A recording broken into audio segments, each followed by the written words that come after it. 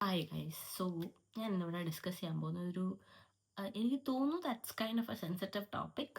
Because ഒരാളുടെ ലൈഫിൽ അവരെന്താകണം, ഒരാളുടെ ലൈഫ് മുന്നോട്ട് എങ്ങനെ പോകണം എന്ന് തീരുമാനിക്കുന്ന ഒരു ഫാക്റ്റാണ് അവരുടെ എഡ്യൂക്കേഷൻ. ആൻഡ് അവർ +2 കഴിഞ്ഞ് ചൂസ് ചെയ്യുന്ന പാത്താണ് അവരെ ഭാവിയിൽ ആരാക്കുന്നു, അല്ലെങ്കിൽ അവരെത്ര ഏൺ ചെയ്യണം, അവരുടെ കരിയർ എന്തായിരിക്കും, അവർ ഓവറോൾ എല്ലാം ഡിറ്റർമൈൻ ചെയ്യുന്നത് അവരെടുക്കുന്ന ആ കരിയർ ആയിരിക്കും. ഡിറ്റർമൈൻ ചെയ്യുന്നത് അവർ പഠിച്ചത് എന്താണ്, അവരെന്ത് ജോലിയാണ് ചെയ്യുന്നത് എന്നായിരിക്കും. ഒരു ജോലിയും കുറവുമല്ല കൂടുതലുമല്ല. എല്ലാ ജോലിക്കും അതിൻ്റെതായിട്ടുള്ള പാടുണ്ട്, എല്ലാ ജോലിക്കും അതിൻ്റെതായ പോസിറ്റീവ്സ് ആൻഡ് നെഗറ്റീവ്സ് ഉണ്ട്. I am not here to judge or to point out the good and bad. ഞാൻ പഠിച്ചത് എന്താണ്, അതിൻ്റെ ഗുഡ് സൈഡും ബാഡ് സൈഡും അതിൻ്റെ പ്രോസ് ആൻഡ് കോൺസ് മാത്രമേ എനിക്ക് പറയാൻ അറിയത്തുള്ളൂ.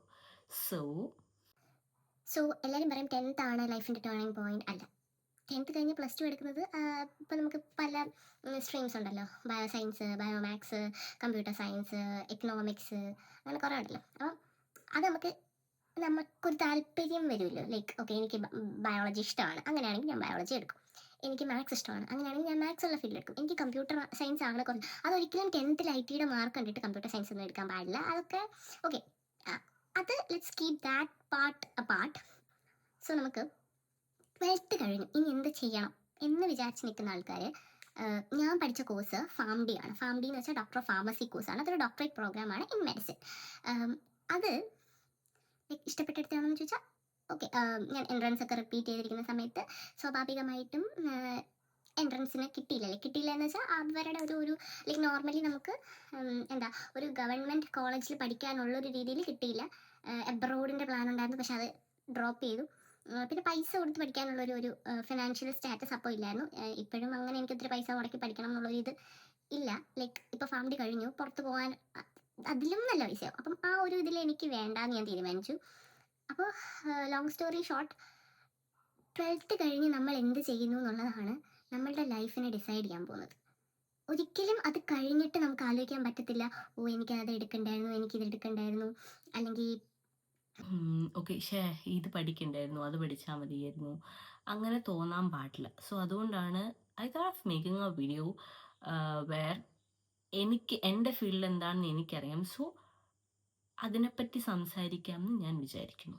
അപ്പം ഐ ചോസ് FARMD ഒരു PG ആൻഡ് UG ഇൻ്റഗ്രേറ്റഡ് കോഴ്സാണ്.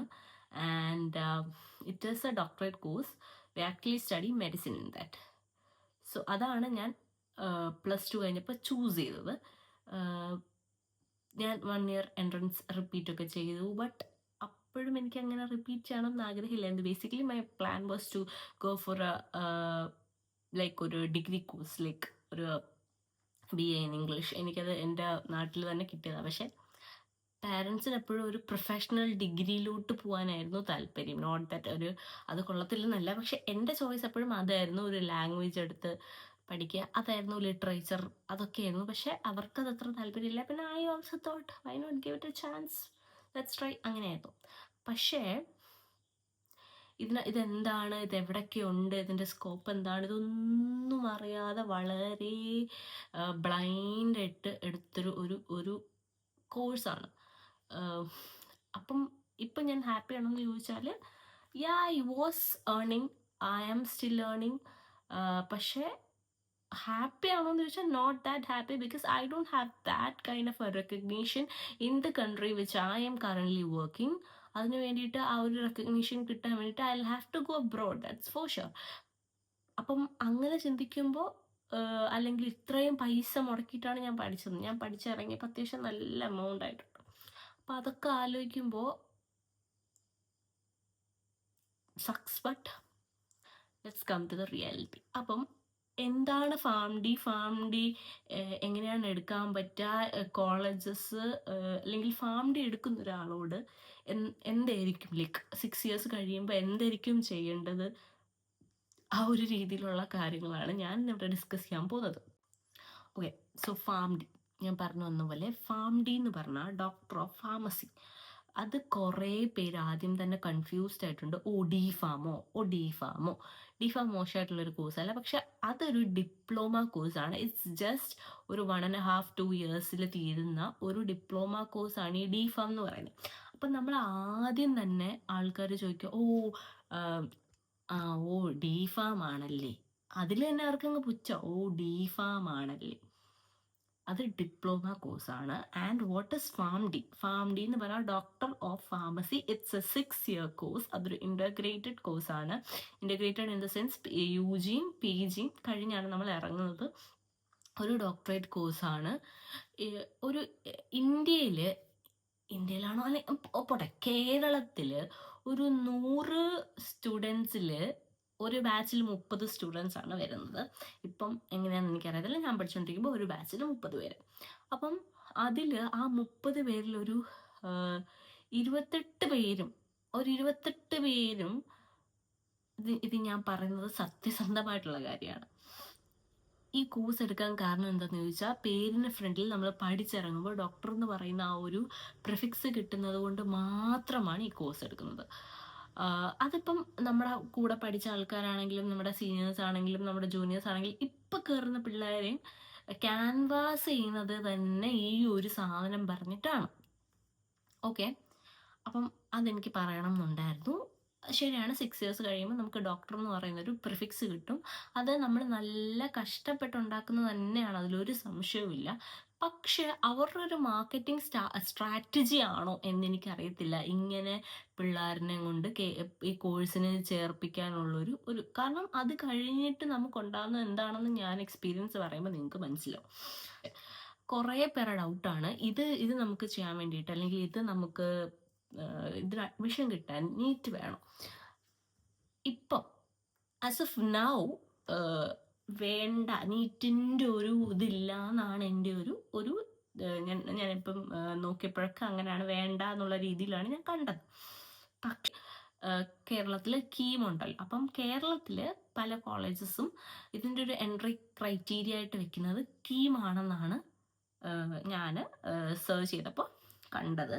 അതേപോലെ തന്നെ ഓരോ സ്റ്റേറ്റിനും ഓരോ സ്റ്റേറ്റിൻ്റെതായിട്ടുള്ള എൻട്രൻസ് ക്രൈറ്റീരിയാസ് ഉണ്ട്.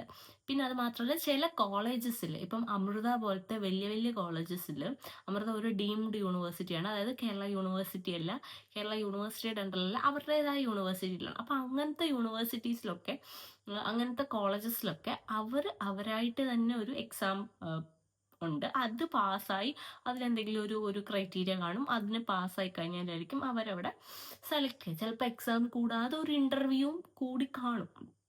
അതെനിക്കറിയത്തില്ല അമൃതയുടെ ബേസിക്കലി എങ്ങനെയാണെന്നുള്ള കാര്യം എനിക്കറിയത്തില്ല. ഞാനൊരു പ്രൈവറ്റ് ഇൻസ്റ്റിറ്റ്യൂട്ടിലാണ് പഠിച്ചത്. അവിടെ ഈ പറയുന്ന പോലെ എക്സാം ഒന്നും ഇല്ലായിരുന്നു. പക്ഷെ അന്ന് എൻ്റെ കീമിൻ്റെ മാർക്ക് ഒക്കെ നോക്കിയായിരുന്നു. അപ്പം പിന്നെ ഡൊണേഷൻസ്, ഒരു ഹൈ എമൗണ്ട് ഓഫ് ഡൊണേഷൻ ഒന്നും എൻ്റെ അടുത്തൊന്നും വാങ്ങില്ല, because I had actually very good score. അപ്പം അങ്ങനെയാണ്. അപ്പം ഞാൻ പഠിച്ചപ്പോൾ അറൗണ്ട് ഒരു 2 lakh rupees ആണ് പെർ ഇയർ എനിക്കായത്. അത് അങ്ങനെ 5 yearsഉം ഉണ്ട്. 6th yearൽ എന്തോ 1 lakh എന്തോ ആണ് വരുന്നത്. 5 yearsഉം ഈ 2 lakhs വെച്ച് തന്നെ നമ്മൾ അടയ്ക്കണം.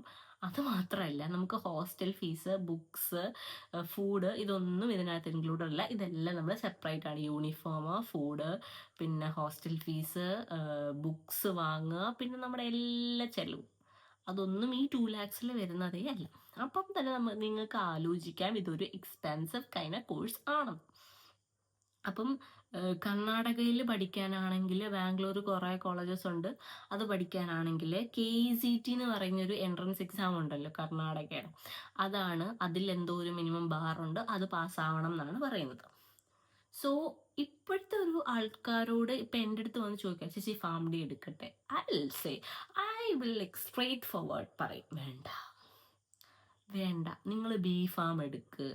ഞാൻ സത്യമായിട്ട് ഞാൻ പറയും, നിങ്ങൾ BPharm എടുക്കുക. അത് കഴിഞ്ഞിട്ടൊരു M.Pharm അല്ലെങ്കിൽ BPharm കഴിഞ്ഞിട്ട് നിങ്ങൾ അത്യാവശ്യം ഒരു ഫിനാൻഷ്യലി സ്റ്റേബിൾ ആയിട്ടുള്ളൊരു ഫാമിലി ആണെങ്കിൽ ഞാൻ ഉറപ്പായിട്ടും പറയാം, നിങ്ങൾ BPharm എടുത്തിട്ട് നിങ്ങൾ M.Pharm പുറത്ത് പോയി ചെയ്യും. അങ്ങനെ ഞാൻ പറയത്തുള്ളൂ. അല്ലാതെ സംബടി എൻ്റെ അടുത്ത് വന്ന് ചോദിക്കുവാണ് ഫാം ഡി എടുക്കട്ടെ, അൽസനോ, ഞാൻ ശരിക്കും ഞാൻ പറയത്തില്ല എടുക്കാൻ. കാരണം എടാ നമ്മൾ ഒരു ബാച്ചിൽ നിന്ന് 30 ആൾക്കാർ ഒരു കോളേജിൽ നിന്ന് പഠിച്ചിറങ്ങുന്നത്. അങ്ങനെ കേരളത്തിൽ നിന്ന് തന്നെ എന്തോരം ബാച്ച് പഠിച്ചിറങ്ങുന്നു, അങ്ങനെ ഇന്ത്യയിൽ നിന്ന് തന്നെ എന്തോരം. പക്ഷെ അതിനനുസരിച്ചുള്ള ഓപ്ഷൻസ് ഉണ്ടോ, അതിനനുസരിച്ചുള്ള കരിയർ ഓപ്പർച്യൂണിറ്റീസ് ഉണ്ടോ, ജോബ് ഉണ്ടോ? ഇല്ല. It's a no. ഇല്ല. ഇന്നത്തെ ഫിസിക്സ്, കെമിസ്ട്രി, ബയോളജി എടുത്തവർക്കാണ് കുറച്ചും കൂടെ നന്നായിട്ട് കുറച്ചും കൂടെ ഹാൻഡിൽ ചെയ്യാൻ പറ്റുമെന്ന് എനിക്ക് തോന്നുന്നത്. പിന്നെ നിങ്ങൾ വിചാരിക്കും നിങ്ങൾക്ക് കുറേ പേരുണ്ടല്ലോ നമുക്ക് കണക്ക് ഇഷ്ടമില്ലാത്തതുകൊണ്ട് നമ്മൾ പോയിട്ട് ഈ ഹെൽത്ത് കോഴ്സസിന് ചേരുക എന്നുള്ളത്. അത് വെറും മണ്ടത്തരമാണ്. കാരണം MBBS പോയാലും കണക്കിൻ്റെ കുറച്ച് പാർട്സ് ഉണ്ട്. ഇപ്പം BPharm-നോ M.Pharm-നോ ഫാംഡിക്കോ അല്ലെങ്കിൽ ഒരു എല്ലാത്തിലും കണക്കുണ്ട് ഗൈസ്. ഇപ്പം നിങ്ങൾക്ക് കെമിസ്ട്രി ആണ് ഇഷ്ടമെങ്കിൽ കെമിസ്ട്രിയും ഒരു പരിധിയിൽ കൂടുതലുണ്ട്. പക്ഷേ മാത്സ് ഉണ്ട്. ഇതിൽ നമ്മൾ ഡോസ് കാൽക്കുലേഷൻ, ആ കാൽക്കുലേഷൻ, ഈ കാൽക്കുലേഷൻ നമ്മൾ മാത്സ് തന്നെയാണ്. അപ്പം മാത്സ് ഇഷ്ടമല്ലാത്തതുകൊണ്ട് ഇത് എടുക്കാമെന്ന് വിചാരിക്കുന്നവരോട് ഇപ്പോഴേ ഞാൻ പറയുകയാണ്, ഇറ്റ്സ് എ നോ. മാത്സ് ഉണ്ട്. B.Pharm-ഉം D.Pharm-ഉം കഴിഞ്ഞവർ ഫാംഡിക്ക് ലാറ്ററൽ എൻട്രി ചെയ്യാൻ പറ്റും.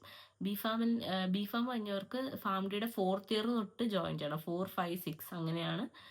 3rd ഇയർ ആണോ 4th ഇയർ ആണോ എന്ന് അറിയത്തില്ലടാ. ഡിപ്ലോമ കഴിഞ്ഞവർക്ക് 1st, 2nd ഇയർ തൊട്ടേ ജോയിൻ ചെയ്യണമെന്ന് തോന്നുന്നു. അതൊരു മണ്ടൻ തീരുമാനമാണെന്ന് ഞാൻ പറയത്തുള്ളൂ. സീരിയസ്ലി പറയാം, ഈ B.Pharm കഴിഞ്ഞ ആൾക്കാർക്ക് M.Pharm എടുക്കാം. M.Pharm ഇഷ്ടം പോലെ സ്ട്രീംസിലുണ്ടല്ലോ, അതെടുക്കാം. അവർക്ക് പിന്നെ റിസർച്ച് ആ രീതിയിലോട്ടൊക്കെ പോകാം. ഈ B.Pharm കഴിഞ്ഞിട്ട് അതിൻ്റെ ഇടയ്ക്ക് ഈ DR കിട്ടാൻ വേണ്ടി മാത്രം ഫാമിലിയിലോട്ട് വരുന്ന ആൾക്കാർക്ക് ഉണ്ട്. അതൊക്കെ എന്ത് സൈസ് മണ്ടത്തരമാണെന്ന് എനിക്കറിയാൻ പാടില്ല. ഇനി എനിക്കത് മണ്ടത്തരമായിട്ട് ഫീൽ ചെയ്യുന്നതാണോ എന്ന് എനിക്കറിയാൻ പാടില്ല. ഞാൻ കുറേ ആൾക്കാരോട് ചോദിച്ചു, വേർത്താണോ അല്ല. ലൈക്ക് ഈ പൈസ ഉണ്ടെങ്കിൽ നിങ്ങൾക്ക് M.Pharm ചെയ്യാൻ പുറത്ത് പോകാം. അപ്പം നിങ്ങൾ അവിടെ സ്റ്റുഡൻറ്റ് വിസയിലാണ് പോകുന്ന, ഓപ്പർച്യൂണിറ്റീസ് കൂടുതലാണ്, മനസ്സിലായോ? അപ്പം ആ ഒരു പാർട്ടിലോട്ട് പോകാം. പക്ഷേ ആൾക്കാർ കുറേ പേര് അങ്ങനെ എടുക്കുന്നവരുണ്ട്. പക്ഷെ അതിനോടും ഞാനൊരു ബിഗ് നോ ആയിരിക്കും. എന്നുവെച്ചാൽ ഞാൻ ഇങ്ങനെ പറഞ്ഞോണ്ട് നിങ്ങൾ ആരും എടുക്കണമെന്നോ എടുക്കണ്ടെന്നോ ഞാൻ പറയുന്നില്ല. പക്ഷേ എൻ്റെ ഒപ്പീനിയനാണ്, ഇതിൽ കൂടെ ഗോ ത്രൂ ചെയ്തിട്ടുള്ള ആളെന്നുള്ള രീതിയിൽ എനിക്ക് പറയാനുള്ള കാര്യങ്ങളാണ് ഞാൻ ഈ പറഞ്ഞത്. സോ അതാണ്. പിന്നെ ഞാൻ പറഞ്ഞല്ലോ, ഓരോ കോളേജസിലും ചിലപ്പോൾ അവരവരുടേതായിട്ടുള്ള എക്സാം ഒക്കെ കാണും. ഞാൻ പറഞ്ഞത് അല്ല, ഇപ്പോൾ പ്രൈവറ്റ് കോളേജസിലൊക്കെ ആണെങ്കിൽ ചിലപ്പം അവർക്ക് അവരുടേതായ എക്സാമും പിന്നെ ഇൻ്റർവ്യൂവും ഒക്കെ കാണും. അത് നിങ്ങൾ ഇതാണ് ഇപ്പോൾ സെലക്ട് ചെയ്യുന്നതെങ്കിൽ അതിനെപ്പറ്റി കുറച്ചുകൂടെ നിങ്ങൾ ഈ ബാക്കിയുള്ളവർ പറയുന്നത് കേൾക്കണം, മനസ്സിലാക്കണം. എന്നിട്ട് കുറച്ചും കൂടെ റിസർച്ച് ചെയ്യാൻ. ഇപ്പം ജെമിനിയും ChatGPT എല്ലാം ഉണ്ട്. എല്ലാം ചുമ്മാ നമ്മൾ പറഞ്ഞാൽ അവരെല്ലാം ഡീറ്റെയിൽസ് ഇങ്ങോട്ട് പറഞ്ഞുതരും. ഓക്കെ. പിന്നെ ഇത് എക്സ്പീരിയൻസിലൂടെ പറയാൻ പറ്റുന്ന കാര്യം അവർക്ക് പറയാൻ പറ്റില്ല. അതിൽ കൂടെ ഗോ ത്രൂ ചെയ്ത് അത് പഠിച്ച് അതെന്താണെന്ന് അറിഞ്ഞ ആൾക്കാർക്ക് അത് പറയാൻ പറ്റത്തുള്ളൂ. So okay. നമ്മൾ ഫാംഡി എടുത്തു. ഫാംഡി എടുത്താൽ 6 വർഷമാണ്. 5 ഇയേഴ്സും നിങ്ങൾക്ക് തിയറി ഇഷ്ടം പോലെ പഠിക്കാനുണ്ടായിരിക്കും. അതുപോലെ 2nd ഇയർ തൊട്ട് നിങ്ങൾക്ക് ഹോസ്പിറ്റലിലോട്ട് പോകേണ്ടി വരും. നല്ലോണം പഠിക്കാൻ പറ്റും എന്ന് തോന്നുന്നവർ മാത്രം ഫാംഡി ചൂസ് ചെയ്യുക. ഈ ഓരോ ഇയറിലും ഇഷ്ടംപോലെ സബ്ജക്ട്സ് പഠിക്കാനുണ്ട്. ഇപ്പോഴത്തെ സിസ്റ്റം വെച്ചിട്ട് ഇപ്പം ഈ ഇയർ ബാക്ക് ആയിക്കഴിഞ്ഞാൽ ഇപ്പം ഞാൻ ഒറ്റ സപ്ലി പോലും ഇല്ലാണ്ട് ഇത്രയും പഠിച്ചു വന്ന ഒരാളാണ്. എൻ്റെ കൂടെ തന്നെ നന്നായി പഠിക്കുന്ന കുട്ടികൾക്ക് സപ്ലി വന്നവരും ഉണ്ട്, ഉഴപ്പി പഠിക്കുന്നവരൊക്കെ പാസ്സായതും ഉണ്ട്. അപ്പം അതൊക്കെ ഓരോരുത്തരുടെ ലക്ക് പോലെ ഇരിക്കും. പക്ഷെ പഠിക്കാൻ പറ്റും എന്ന് ഉറപ്പുണ്ടെങ്കിൽ മാത്രം ഈ സാധനം എടുക്കുക. ഉള്ളതും ആവശ്യമില്ലാത്തതും, ആവശ്യമുള്ളത് കുറച്ച് പഠിക്കാൻ കാണും, ആവശ്യമില്ലാത്തത് ഒരുപാട് പഠിക്കാൻ കാണും. അതൊക്കെ നിങ്ങൾക്ക് ഈ കോഴ്സ് എടുത്ത് നിങ്ങൾ ജോലിയിൽ കയറുമ്പോഴാണ് നിങ്ങൾക്ക് മനസ്സിലാവത്തുള്ളൂ. നിങ്ങൾ ക്ലിനിക്കൽ സൈഡാണോ നോൺ ക്ലിനിക്കൽ സൈഡാണോ എടുക്കുന്ന ജോലി എന്നൊക്കെ വെച്ചിട്ട് അതൊക്കെ നിങ്ങൾക്ക് പറയാൻ പറ്റത്തുള്ളൂ. സോ പഠിക്കാൻ ഇഷ്ടം പോലെ ഉണ്ട്, പ്രാക്ടിക്കൽസ് ഇഷ്ടം പോലെ ഉണ്ട്. External viva, internal exam, external exam, university exam ഇഷ്ടം പോലെയുണ്ട്. ഇതിൻ്റെ ഇടയ്ക്കാണ് നമ്മൾ ഹോസ്പിറ്റൽ ഡ്യൂട്ടി ചെയ്യുന്നത്. അതിൽ തന്നെ ഇഷ്ടം പോലെ വർക്കും കാര്യങ്ങളൊക്കെ ചെയ്യാനുണ്ട്. സോ പഠിക്കാൻ ആ 6 വർഷം ഇതിനു വേണ്ടി മാറ്റി വെക്കാൻ പറ്റും എന്നുള്ളവർ മാത്രം എടുക്കുന്നതായിരിക്കും നല്ലതെന്നാണ് എൻ്റെ ഒരു തോന്നൽ. പിന്നെ അത്രയും അതാണ് നമ്മുടെ വിഷമം. അത്രയും പഠിച്ച് നമ്മൾ കുത്തിയിരുന്ന് ഇത്രയും പഠിച്ചിട്ട് പോലും no proper recognition, no proper salary. അതൊക്കെ ഞാൻ വഴിയെ വരാം. സോ അതാണ്. ഇനിയിപ്പോൾ നിങ്ങൾ ക്ലിനിക്കൽ സൈഡിലോട്ടാണ് നിങ്ങൾ ഫാംഡി എടുത്തിട്ട് പോകാൻ തീരുമാനിച്ചത്. അപ്പോൾ ഫാംഡി പഠിക്കുന്നതിനെ പറ്റി ഞാനൊന്നും പറയുന്നില്ല. അനാട്ടമി മാത്രമാണ് നമ്മൾ സൂപ്പർഫിഷ്യലായിട്ട് പഠിക്കുന്നത്. ഫിസിയോളജി, ബാക്കി മെഡിസിൻസ് വായിക്കൊള്ളാത്ത നിയമം, ജൂറിസ് പറയും, ഫാർമക്കോ ജൂറിസ്പ്രുഡൻസ്, അതായത് നിയമങ്ങൾ, അതൊക്കെ ഇഷ്ടം പോലെ പഠിക്കാനുണ്ട്. അപ്പം അങ്ങനെ കുറേ കാര്യങ്ങളൊക്കെ നമുക്ക് അതിൽ തന്നെ സ്റ്റാറ്റിസ്റ്റിക്സ് പഠിക്കാനുണ്ട്, ഡേറ്റ അനലൈസ് ചെയ്യുന്നത് എങ്ങനെയാണ്, ആ കാര്യങ്ങളൊക്കെ പഠിക്കാനുണ്ട്. അപ്പം ഒരുപാട് സാധനങ്ങൾ നമുക്ക് പഠിക്കാനുണ്ട്. ഡോസ് കാൽക്കുലേഷൻ, അതിൽ തന്നെ മാത്സ് ഒക്കെ ഒത്തിരി ഉണ്ടോ, ഗ്രാഫ്. ഞാൻ ആരെയും ഡീമോട്ടിവേറ്റ് ചെയ്യാൻ വേണ്ടിയിട്ട് പറയുമല്ല, പക്ഷേ ഒത്തിരി പഠിക്കാനുണ്ട്. ആ ചിന്തയിൽ തന്നെ കോഴ്സ് എടുക്കുക. അപ്പോൾ വൺസ് നിങ്ങൾ ഈ കോഴ്സ് കംപ്ലീറ്റ് ആയി പഠിച്ചിറങ്ങി ഫസ്റ്റ് അറ്റംപ്റ്റിൽ തന്നെ എല്ലാ എക്സാംസും ക്ലിയർ ചെയ്യാനാണ് നിങ്ങൾ നോക്കേണ്ടത്. അതിൻ്റെ അല്ലാത്ത ഭവിഷ്യത്ത് എന്ന് പറഞ്ഞാൽ ഇയർ ബാക്ക് ആവും. 6 വർഷം തന്നെ ഒരു ലോങ് പീരിയഡ് ഓഫ് ടൈമാണ്. അത് തന്നെ പിന്നെയും പിന്നെയും ഒരു എക്സാം തന്നെ എഴുതി ഒരു ഇയർ തന്നെ 2-3 വർഷമൊക്കെ പഠിക്കാന്ന് പറഞ്ഞാൽ ഭയങ്കര, നമ്മൾ തന്നെ ഭയങ്കര സാച്ചുറേറ്റഡ് ആയി, നമ്മൾ എക്സോസ്റ്റഡ് ആയി നമ്മൾ പോകും. എൻ്റെയൊക്കെ ബാച്ചിൽ ഒരുപാട് പേര് അങ്ങനെ പോയിട്ടുണ്ട്. ഇയർ ബാക്ക് ആയ ഒരുപാട് പേരുണ്ട്. അവരൊക്കെ പക്ഷെ പഠിച്ച് പാസ്സായി വന്നവരും ഉണ്ട്. പക്ഷേ നമ്മൾ എക്സോസ്റ്റഡ് ആവും. അതല്ലല്ലോ നമുക്ക് വേണ്ടത്. സോ അപ്പോൾ ഇപ്പോൾ ഞാൻ പറഞ്ഞല്ലോ ഫാമിലി പഠിച്ചിറങ്ങിയാൽ നമുക്ക് ക്ലിനിക്കൽ സൈഡും ഉണ്ട്, നോൺ ക്ലിനിക്കൽ സൈഡും ഉണ്ട്. ക്ലിനിക്കൽ സൈഡിൽ അങ്ങനെ നമുക്ക് പ്രത്യേകിച്ച് ഇവരാരും ഒരു ഗവൺമെന്റിനെ സംബന്ധിച്ച് നമുക്കൊരു ഗവൺമെന്റ് പോസ്റ്റ് ഇല്ല. ശരിക്കും പറഞ്ഞാൽ നമ്മൾ ക്ലിനിക്കൽ ഫാർമക്കോളജി എന്ന് പറയുന്ന ഡിപ്പാർട്ട്മെന്റിൽ ക്ലിനിക്കൽ ഫാർമസി എന്ന് പറയുന്ന ഒരു പോസ്റ്റ്, ക്ലിനിക്കൽ ഫാർമസിസ്റ്റ് അല്ലെങ്കിൽ ക്ലിനിക്കൽ ഫാർമക്കോളജിസ്റ്റ് എന്ന് പറയുന്ന പോസ്റ്റാണ് നമ്മുടേത്. അത് പുറത്തൊക്കെ ഭയങ്കര ഡോക്ടേഴ്സിനെക്കാട്ടിലും കൂടുതൽ എന്താ റെക്കഗ്നൈസ്ഡ് ആയിട്ടുള്ള അത്രയും നല്ല പോസ്റ്റാണത്. പക്ഷെ ഇവിടെ അതില്ല. നാട്ടിൽ ആ സാധനം, ആ പോസ്റ്റൊക്കെ ഉണ്ട്, പക്ഷെ അത് കാര്യമില്ല. ഗവൺമെന്റ് സെക്ടറിൽ അതിനെ കൂടെ ഒരു പ്രയോജനമില്ല. ഇനിയിപ്പം നാട്ടിൽ അതുള്ള ഹോസ്പിറ്റൽസ് എന്ന് പറഞ്ഞാൽ അപ്പോളോ ഉണ്ട്, ആസ്റ്റർ ഉണ്ട്, അമൃതയിൽ ഉണ്ട്, അതേപോലെ തന്നെ കിംസിൽ, കുറച്ച് സ്ഥലത്തൊക്കെ ഉണ്ട്. വേറൊരു ഹോസ്പിറ്റലുണ്ട്, ഞാൻ അതിനെപ്പറ്റി ഒന്നും പറയുന്നില്ല. കേരളത്തിൽ തന്നെയുള്ള ഒരു വലിയ പ്രമുഖയൊന്നും അല്ല എന്നാലും, പക്ഷെ ഞാൻ അതിനെപ്പറ്റി ഒന്നും പറയുന്നില്ല. കാരണം torturing and toxicity to its max ആണ്. അതൊക്കെ വേറെ എപ്പോഴെങ്കിലും സാഹചര്യത്തിൽ അതിനെപ്പറ്റിയൊക്കെ ഡിസ്കസ് ചെയ്യാം. അപ്പം ഞാൻ പറഞ്ഞു വന്നത് ഈ പോസ്റ്റൊക്കെ ഉള്ള ഹോസ്പിറ്റൽസിൽ ഉണ്ട്. പക്ഷെ അവിടൊക്കെ കയറി പറ്റാൻ അത്യാവശ്യം നല്ല പാടാണ്. കാരണം ഇൻ്റർവ്യൂസ് ക്രാക്ക് ചെയ്യണം, എക്സാംസ് കാണും, ഇൻ്റർവ്യൂസ് ഒരു 2-3 റൗണ്ട്സ് കാണും. അതൊക്കെ ക്രാക്ക് ചെയ്ത് കയറി പറ്റണമെങ്കിൽ ഞാൻ ഈ പറഞ്ഞ പോലെ സിസ്റ്റമാറ്റിക് സ്റ്റഡി അത് വേണം. പിന്നെ പഠിച്ചാൽ മാത്രം മതിയോ? പോരാ. പഠിച്ചാൽ മാത്രം പോരാ, പ്രാക്ടിക്കൽ നോളജ് ഗെയിൻ ചെയ്യാൻ നോക്കണം. ഞാൻ പറഞ്ഞില്ലേ, നമുക്ക് അനാവശ്യമായിട്ടുള്ള കാര്യങ്ങൾ നമ്മൾ ഒരുപാട് പഠിക്കും, എന്നാൽ ആവശ്യമായിട്ടുള്ള കാര്യങ്ങൾ നമ്മൾ വളരെ കുറച്ചേ പഠിക്കത്തുള്ളൂ. അതിന് മാർക്ക് വെയിറ്റേജ്, ഒരു യൂണിവേഴ്സിറ്റി എക്സാം ബേസ് ചെയ്ത് മാർക്ക് വെയിറ്റേജ് ഒക്കെ വളരെ കുറവായിട്ടുള്ളൊരു സാധനമാണ് നമുക്ക് പ്രാക്ടിക്കലി ഒരുപാട് വേണ്ടത്. അപ്പം നമ്മുടെ സിലബസേ അങ്ങനെ കുറച്ച് തകിടം മറിഞ്ഞാണ് കിടക്കുന്നത്. അപ്പം അങ്ങനെ നോക്കുവാണെങ്കിൽ ഇൻ്റർവ്യൂസും ക്രാക്ക് ചെയ്യാൻ അത്യാവശ്യം പാടാണ്. പിന്നെ ഒരു ഇൻ്റർവ്യൂ 1-2 ഇൻ്റർവ്യൂ ഒക്കെ അറ്റൻഡ് ചെയ്യുമ്പോഴാണ് നമുക്ക് മനസ്സിലാവുന്നത്, ഓ ദിസ് ഇസ് ദാറ്റ്, ഇങ്ങനെയാണ്. നമ്മൾ എന്തായാലും ക്രാക്ക് ചെയ്യുമായിരിക്കും. ഓക്കെ. സോ ക്ലിനിക്കൽ സൈഡ് ആണെങ്കിൽ നമ്മൾ കൂടുതലായിട്ടും ഇപ്പം ഡോക്ടേഴ്സിൻ്റെ കൂടെ വാർഡ് റൗണ്ട്സിന് പോവും, drug duplication, drug interaction, drug information, അങ്ങനെ കുറേ സാധനങ്ങളൊക്കെ ഉണ്ട്. പിന്നെ പേഷ്യൻ്റ് കൗൺസിലിംഗ്, അങ്ങനെ കുറേ സാധനങ്ങളൊക്കെ ഉണ്ട്. അതൊക്കെയാണ് നമ്മൾ ചെയ്യുന്നതും നോക്കുന്നതും ഒക്കെ. പിന്നെ ആൻറ്റിബയോട്ടിക് സ്റ്റുവർഡ്ഷിപ്പ്, അത് നമ്മൾ ചെയ്യേണ്ട ഒരു പരിപാടിയാണ്. പല ഹോസ്പിറ്റൽസിലും അതൊന്നും ഇല്ല. ലൈക്ക് പറഞ്ഞിട്ടില്ലേ, ഇപ്പം ആൻറ്റിബയോട്ടിക് റെസിസ്റ്റൻസ്, പല മരുന്നും ആൾക്കാർക്ക് റെസിസ്റ്റൻ്റാണ്. കാരണം ഇങ്ങനെ ഓവർ ദ കൗണ്ടറായിട്ട് ഫാർമസി പോയി ചോദിച്ച് വാങ്ങിച്ചങ്ങ് കഴിക്കുക. അങ്ങനെ കഴിച്ച് വരുമ്പോൾ നമുക്ക് ആവശ്യമുള്ളൊരു സമയത്ത് ആ മരുന്ന് ഏക്കാതെ വരും. അപ്പം അതിലൊരു ഇത് കൊണ്ടുവരാൻ വേണ്ടിയിട്ട് ഗവൺമെൻറ് കുറേ പരിപാടികളൊക്കെ ചെയ്തിട്ടുണ്ട്. അപ്പം അതൊക്കെയാണ് നമ്മൾ ഹോസ്പിറ്റലിൽ പൊതുവായിട്ടും ചെയ്യുന്നത്. പക്ഷേ ഹോസ്പിറ്റലിൽ സാലറി വളരെ കുറവാണ്. ചില ഹോസ്പിറ്റൽസൊക്കെ പഠിച്ചിറങ്ങി കഴിഞ്ഞ പിള്ളേരാണെങ്കിൽ 3-4 മാസം പൈസ പോലും തരാതെ നമ്മളെ ട്രെയിനി എന്ന് പറയുന്ന പോസ്റ്റിൽ ഇങ്ങനെ പിടിച്ചിടും. ഇനിയും പൈസ തരുന്ന ഹോസ്പിറ്റലാണെങ്കിൽ മാക്സിമം കിട്ടാൻ പോകുന്നത് 15,000 റുപ്പീസാണ്, 15,000 രൂപ. നമ്മുടെ ഒരു മാസത്തെ ഹോസ്റ്റൽ ഫീസാണ് ഈ പറയുന്ന ഫീസ്. നമുക്ക് ഒരു മാസം ഹോസ്റ്റലിലും ഫുഡിലും പിന്നെ നമ്മുടെ ബുക്സിനും കൂടി ആവുന്ന ഒരു തുകയാണ് ഈ പറയുന്ന 15,000 രൂപയെന്ന് പറയുന്നത്. ചില ബുക്സിനൊക്കെ 4, 5, 6,000 രൂപ വരെയുള്ള ബുക്കൊക്കെ ഞാൻ വാങ്ങിയിട്ടുണ്ട്. അപ്പം അങ്ങനെ വെച്ച് നോക്കുമ്പോൾ ഒട്ടും നമുക്ക് കിട്ടുന്ന പൈസയ്ക്ക് ഒരിതുമില്ല. പിന്നെ നമ്മൾ എന്തുകൊണ്ടാണ് നിൽക്കുന്നത്? എല്ലായിടത്തും ഇത് തന്നെയാണ്. പേയ്മെന്റ് ഇല്ലാത്ത വർക്ക് ചെയ്യുന്നതിൽ നല്ലതല്ലേ എന്തെങ്കിലും തുച്ഛമായിട്ട് കിട്ടി വർക്ക് ചെയ്യുന്നത്. ഇനി ലോൺ എടുത്ത് പഠിക്കുന്ന പിള്ളേർ, ജോലി കിട്ടിയ അപ്പം തൊട്ട് നമ്മൾ ലോൺ റീപേ ചെയ്യണം. അപ്പം എനിക്ക് ലോൺ ഇല്ലായിരുന്നു, ഞാൻ ലോൺ ഇല്ലാണ്ട് പഠിച്ച ഒരാളാണ്. എന്നിട്ടും എൻ്റെ ഫ്രണ്ട്സൊക്കെ ലോൺ എടുത്ത് പഠിച്ച ആൾക്കാർ ഞാൻ പറഞ്ഞിട്ടുണ്ട്, കയ്യിലോട്ട് പൈസ കിട്ടും, ലോൺ അടയ്ക്കാന്നുള്ളതേ ഉള്ളൂ, പിന്നെ ഒന്നുമില്ല കയ്യിൽ. അപ്പം അങ്ങനത്തെ ഒരു സിറ്റുവേഷനും ഉണ്ട്. ഇതൊന്നും ആരും പറഞ്ഞു തരാത്തൊരു റിയാലിറ്റിയാണ്. ബട്ട് എനിക്കിത് പറയണമെന്ന് തോന്നി. സോ പിന്നെ ഹോസ്പിറ്റൽ ഫീൽഡിൽ വരുമ്പോൾ സാലറി ഇല്ല, അത് വേറെ കാര്യം. ഇപ്പം നമ്മൾ ഒരു വർഷം കഴിയുമ്പോഴൊക്കെ ആയിരിക്കും ഒരു 20-25 ഒക്കെ കിട്ടുന്ന.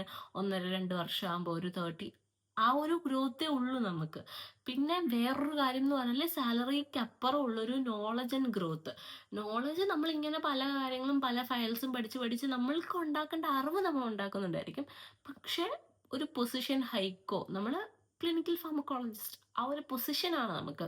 അതിൽ നിന്നൊരു ഹൈക്കോ ഇപ്പം സേ ഫോർ എക്സാമ്പിൾ ഇപ്പം നേഴ്സസ് ഒക്കെ ട്രെയിനി കഴിഞ്ഞ് ജൂനിയർ നേഴ്സ്, സീനിയർ നേഴ്സ്, ചിലപ്പം അവരുടെ ഇൻചാർജ് ആവും, ചിലപ്പോൾ അതാവും, അത് കഴിഞ്ഞിട്ട് എന്താ അങ്ങനെ കുറേ പരിപാടിയൊക്കെ ഉണ്ടല്ലോ, ഡെപ്യൂട്ടി, സൂപ്രണ്ട്, അങ്ങനെയൊക്കെ. ഇതൊന്നും നമുക്കില്ല. ഇതൊന്നും ആരും എക്സ്പെക്ട് ചെയ്തിട്ട് ഒരു പ്രൊമോഷനോ അല്ലെങ്കിൽ ഒരു സാലറി ഹൈക്കോ അല്ലെങ്കിൽ ഒരു ഇതൊക്കെ കൊടുക്കുന്ന സ്ഥലങ്ങളുണ്ടോ എന്ന് എനിക്കറിയത്തില്ല. ഞാൻ കേരളത്തിൽ അത്യാവശ്യം നല്ല സ്ഥലത്തൊക്കെ ജോലി ചെയ്ത് അത്യാവശ്യം നല്ല സ്ഥലങ്ങളിലൊക്കെ ജോലി ചെയ്യുന്ന ഫ്രണ്ട്സ് എനിക്കുണ്ട്. പല വലിയ വലിയ ഹോസ്പിറ്റലിലും ചെറിയ ഹോസ്പിറ്റലിലും ക്ലിനിക്സിലും ഒക്കെ ജോലി ചെയ്യുന്ന ഫ്രണ്ട്സ് എനിക്കുണ്ട്. അപ്പം അവർ പറഞ്ഞാണെങ്കിലും എനിക്കറിയാം നമ്മൾ ഈ പറയുന്ന ഹൈക്ക് അല്ലെങ്കിൽ ഈ പറയുന്ന കാര്യങ്ങളൊന്നും അവിടെയും ഇല്ല. സോ ഇതൊക്കെയാണ് ക്ലിനിക്കൽ സൈഡിൽ ജോലി ചെയ്യാൻ പോകുമ്പോൾ നമുക്കുണ്ടാകുന്ന അനുഭവങ്ങളും കാര്യങ്ങളൊക്കെ. ഓക്കെ, ഇനി നിങ്ങൾ നോൺ ക്ലിനിക്കൽ സൈഡിലാണ് നിങ്ങൾ ജോലി ചെയ്യുന്നതെങ്കിൽ സാലറി അത്യാവശ്യം കാണും. സാലറി ഒരു സ്റ്റാർട്ടിങ് തന്നെ ഒരു 20 above, ഒരു 25 above ഒക്കെ. അപ്പോഴും നിങ്ങൾ ചോദിക്കും അയ്യോ അത്രേ ഉള്ളടാ. അപ്പം അങ്ങനെ കുറച്ച് സാലറി കുറച്ചും കൂടെ ഒരു കാണും. പക്ഷെ അവിടെയൊക്കെ മെയിനായിട്ട് അവർ ചോദിക്കുന്ന എക്സ്പീരിയൻസ്. എന്ത് എക്സ്പീരിയൻസ്? ഹോസ്പിറ്റൽ എക്സ്പീരിയൻസ് വെച്ച് നമ്മൾ കമ്പനികളിലോ അല്ലെങ്കിൽ റിസർച്ച് ഫീൽഡിലോ ഒന്നും പോയാൽ ഒരു കാര്യമില്ല. ഈ എക്സ്പീരിയൻസ് ആയിട്ട് ഹോസ്പിറ്റലിൽ വന്നാൽ ഒരു കാര്യമില്ല. ഇവരാരെങ്കിലും ജോലി നല്ല എക്സ്പീരിയൻസ് കിട്ടത്തുള്ളൂ? എനിക്കതായി ചോദിക്കാനുള്ളൂ. പോട്ടെ. അപ്പം കോർപ്പറേറ്റ് ഫീൽഡിലോ അല്ലെങ്കിൽ ക്ലിനിക്കൽ റിസർച്ച് എന്ന് പറഞ്ഞ ഫീൽഡിലോ നിങ്ങൾക്ക് ജോലി ചെയ്യാൻ താല്പര്യമുണ്ടെങ്കിൽ pharmacovigilance, clinical research associate, clinical റിസർച്ചിൽ തന്നെ പല മേഖലകളുണ്ട്. അതേപോലെ തന്നെ മെഡിക്കൽ റൈറ്റർ, മെഡിക്കൽ ട്രാൻസ്ക്രിപ്ഷനിസ്റ്റ്, അങ്ങനെ കുറേ പോസ്റ്റ് ഉണ്ട്. പിന്നെ ഫാംഡി കഴിഞ്ഞവർക്ക് അക്കാഡമിക്സ് ഉണ്ട്, ലൈക്ക് പഠിപ്പിക്കാൻ കയറാവുന്ന, അതും അത്യാവശ്യം സാലറി കിട്ടുന്ന ഒരു പ്രൊഫഷനാണ്. ഈ അത്യാവശ്യം സാലറി എന്ന് ഞാൻ പറയുന്നത് ഒരു 20K എബവ് ആണ്. നിങ്ങൾ അതേ എക്സ്പെക്റ്റ് ചെയ്യാവൂ ആസ് എ ഫ്രഷർ. അല്ല ഇപ്പോൾ ഫ്രഷർ അല്ല കുറച്ചുകൂടി എക്സ്പീരിയൻസ് ഉണ്ടെങ്കിൽ വലിയ പുളുങ്കുരു കിട്ടുമെന്നൊന്നും വിചാരിക്കേണ്ട, അതൊക്കെ തന്നെ ഉള്ളൂ. ഒരു 10 രൂപ കൂടുതൽ കിട്ടിയാലേ. അപ്പോൾ ഇതാണ് ഒരു ബേസിക് സാലറി എക്സ്പെക്റ്റേഷൻ, അല്ലെങ്കിൽ ഒരു കരിയർ ഗ്രോത്ത്, അല്ലെങ്കിൽ നിങ്ങൾക്ക് പോകാൻ പറ്റുന്ന മേഖലകൾ, ക്ലിനിക്കൽ ആൻഡ് നോൺ ക്ലിനിക്കൽ, അങ്ങനത്തെ ഒരു രീതിയിൽ. അപ്പം ഇത്രയാണ്. ഫാംഡി എടുക്കണോ വേണ്ട എന്ന് ചോദിക്കുന്ന ആൾക്കാരോട് ഞാൻ ഇപ്പോഴും പറയും വേണ്ട. പിന്നെ നിങ്ങൾക്ക് അങ്ങ് എടുത്തേ പറ്റത്തുള്ളൂ എന്നാണെങ്കിൽ ഇങ്ങനത്തെ കുറേ വശങ്ങളുണ്ട്, അത് ആലോചിക്കുക. പിന്നെ പോസിറ്റീവ്സ് ഉണ്ടോ എന്ന് ചോദിച്ചാൽ വിവരമുള്ള ആൾക്കാർക്ക് നമുക്ക് വില തരും. അതായത് കാര്യങ്ങൾ അറിയാവുന്ന വിവരവും ബോധമുള്ള ആൾക്കാർക്കൊക്കെ ഇതാണോ പഠിച്ചത്, ഓക്കെ ഇത്രയും പഠിച്ചതാ, ആ ഒരു വില നമുക്ക് കിട്ടും. അല്ലാണ്ട് വിവരമില്ലാത്ത ആൾക്കാരുടെ അടുത്തൊന്നും വിലയൊന്നും പ്രതീക്ഷിക്കണം. അതിപ്പം പിന്നെ ഓക്കെ, ഇത്രയൊക്കെയാണ് ഇതിനെപ്പറ്റി പറയാനുള്ളത്. ഇപ്പം തന്നെ വീഡിയോ കുറേ ലെങ്തിയായി. ഒരു സെക്കൻഡ് പാർട്ടും കൂടെ ചെയ്യാമെന്ന് ഞാൻ വിചാരിക്കുന്നു. അത് ബേസിക്കലി ഇന്ത്യയിലും അബ്രോഡും കമ്പയർ ചെയ്തുള്ള ഒരു ജോലി സാധ്യത, എങ്ങനെയൊക്കെ പോകാൻ പറ്റും, എക്സാംസ് കാര്യങ്ങളൊക്കെയാണ്. സോ ഇതാണ് first part of choosing your career. അപ്പം